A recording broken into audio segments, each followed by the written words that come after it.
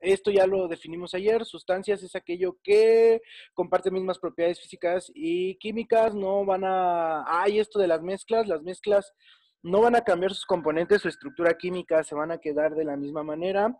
Los elementos es todo aquello que está en la tabla periódica, los compuestos, la unión de dos o más elementos, estas cosas de arriba se siguen clasificando como elementos. Mezclas, ya la vimos ayer, la definición. Hay un soluto, un solvente, y vamos a tener mezclas heterogéneas o mezclas homogéneas. Esta clasificación en general, la que medio se ve, si se siguen viendo las manchas, es la que maneja Politécnico, ¿bien? Esta que sigue, esto, es más para el curso de UNAM, ¿bien? A los de UNAM les van a preguntar esto. La materia o las mezclas en general las van a clasificar según la visibilidad de los componentes, esto ya lo vimos, mezclas homogéneas o mezclas heterogéneas, homo, iguales, hetero, diferentes. Los componentes en las homogéneas no se ven a simple vista y en las heterogéneas sí se ven a simple vista, como lo veíamos acá, una o dos fases, aquí, en este caso las heterogéneas, y solo una fase en las homogéneas, ¿va? Aquí las mezclas las vamos a clasificar en dos, y esto pongan mucha atención. Dice, de acuerdo con el tamaño de partículas de soluto, ¿va?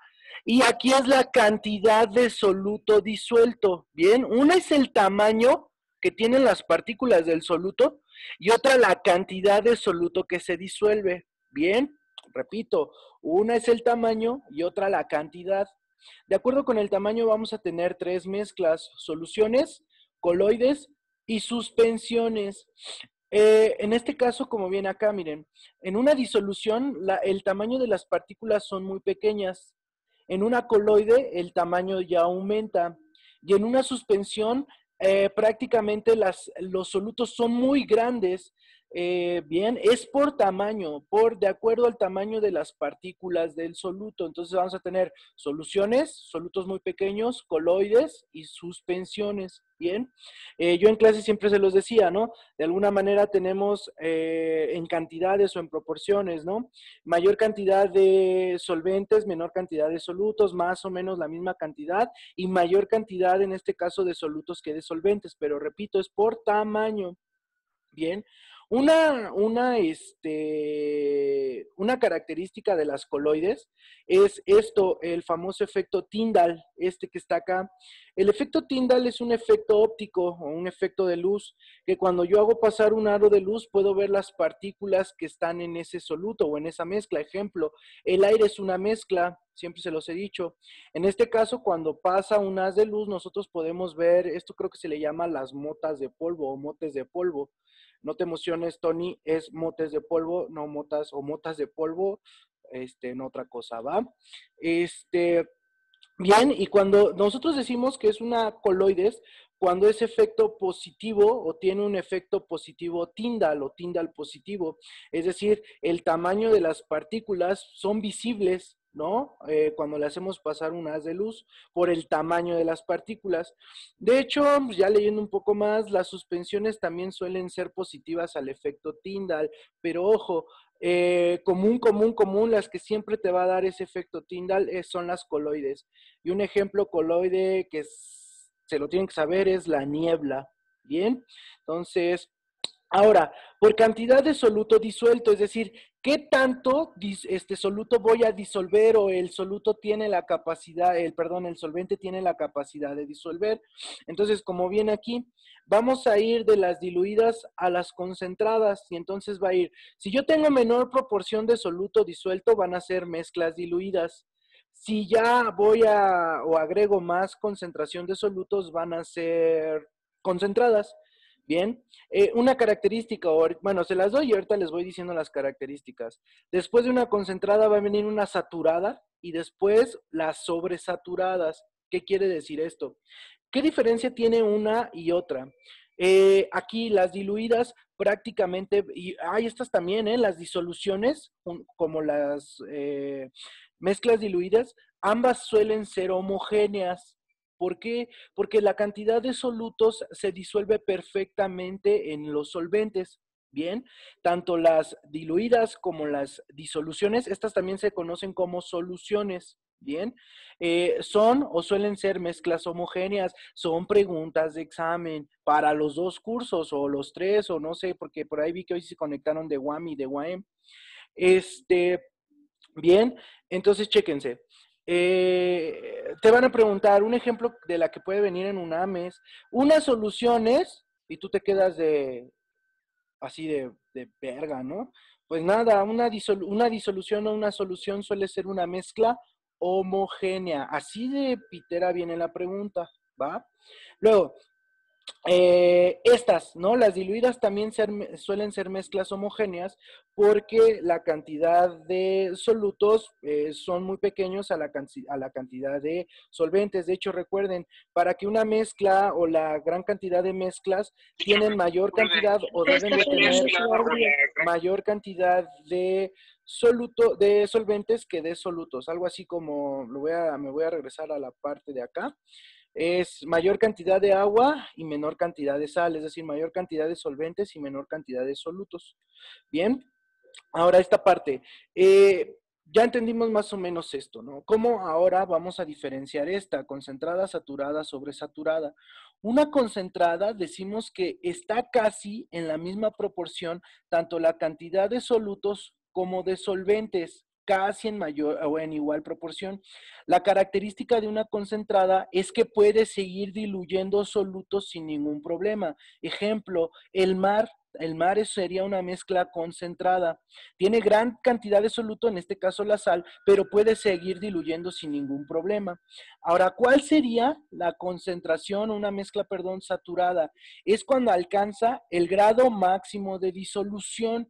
Es decir, si yo le agrego un gramo más, ya no lo va a diluir, es esa cantidad máxima que el solvente puede diluir. Este ejemplo siempre se los pongo como la leche, ¿no? Eh, yo les digo, por ejemplo, si ustedes ven su etiqueta del chocomil o de lo que sea, viene ahí, ¿no? 35, una porción viene por porciones, ¿no? Primero, para que más o menos me vayan cachando, ¿no? Y viene a lo mejor por porciones. Y, por ejemplo, dice lo siguiente, ¿no? 25 gramos, lo voy a poner ahí medio pitero. Nah, se ve bien feo. Mejor lo borro. 25 gramos se pueden diluir sin problema en 333 mililitros de leche, ¿no? Esa es la capacidad de disolución que tiene tu chocolate. Pero nosotros no somos bien extremos y bien arriesgados y no nos importa la vida. Y entonces no le vamos a echar los 25 gramos que indica para una porción en 333 mililitros. Nosotros a lo mejor, y bueno, ¿cuántos son 25 gramos? ¿No? 25 gramos equivale a a una cucharada de estas cafeteras, y las cucharadas siempre se miden al ras. Bien, entonces yo no le echo una nada más, le echo dos o tres, es decir, ya no es una diluida, ya se volvió una concentrada. ¿Por qué? Porque yo, de alguna manera, dice que normalmente la leche tiene una capacidad de disolución de 25 gramos de chocolate en 300 mililitros de leche. Y yo ya no le eché, al echarle dos cucharadas, le eché 40 gramos de chocolate. Pero, por ejemplo, la leche tiene una capacidad máxima, ¿no? Y te dice ahí tu etiqueta, porción máxima 60 gramos. Es decir, lo máximo que tú le puedes echar son 60 gramos. ¿Por qué dice porción máxima? Porque son los 60 gramos que sin problema alcanza a diluir. ¿Qué pasa si yo le echo 3, que sería tu porción máxima, y si yo le agrego una cucharada más? Es decir, le voy a agregar ahora 4 cucharadas. Ya tengo 80 gramos de chocolate en 300 mililitros de leche, es decir, ya sobrepasé la cantidad de masa o la cantidad de gramos que la leche puede disolver. Entonces, en ese momento se vuelve una sobresaturada. Entonces va de nuevo, diluidas. Hay mayor cantidad de solventes que solutos, concentradas, más o menos en la misma proporción, saturadas, grado máximo de disociación o de disolución, es decir, ya alcancé lo máximo que ese solvente puede diluir. Cuando supero esa capacidad de disolución, se va a volver una sobresaturada. Ejemplo, pues, bueno, yo les di este ejemplo de la leche porque es muy fácil, pero ejemplos de esto pueden ser cuando tú haces engrudo, ¿no? Pasas por las cuatro: diluida, concentrada, saturada y sobresaturada. Bien, si tienen alguna duda en el chat, y aquí los leo. Bien, entonces, esta es una tabla. Ay, creo que la saqué de su guía Politécnico, no me acuerdo. Este, diferencias entre las soluciones coloides y suspensiones, ya nada más para redundar el tema y ver la diferencia de estas. Ojo, sería del tamaño del soluto. Bien, entonces, el tamaño, ¿no? Prácticamente el tamaño importa de 0.1 a una millonésima o un nanómetro, de 1 a 100 o mayores de 100, ¿no? Esa es la característica principal. Las soluciones, las coloides o las suspensiones. Esto del comportamiento con la gravedad, ¿qué es la sedimentación? Pues que se va al fondo, ¿no? De alguna manera. No se sedimenta, no se sedimenta, y las suspensiones sí se sedimentan, ¿bien? Lo que dice aquí el comportamiento con la luz no es visible, es homogénea, translúcida. Esto es el famoso efecto Tyndall. Y lo que les decía, en una suspensión también van a ser translúcidas, pero no vas a poder ver de alguna manera las partículas como tal, sino toda la mezcla se va a ver opaca. Bien. Bueno, el número de fases, puedes ver una fase, en las coloides ves dos fases y en las suspensiones ves igual dos fases. Repito, entonces las soluciones se vuelven homogéneas y estas se vuelven heterogéneas por las fases. Y vienen aquí algunos ejemplos, ¿no? Esto yo siempre ven que les decía, las suspensiones por lo general siempre se utilizan para medicamentos, ¿no? Muy bien. Y aquí nada más agregaría en la coloides la niebla. Es muy común que se las pregunten. Vientos. Entonces,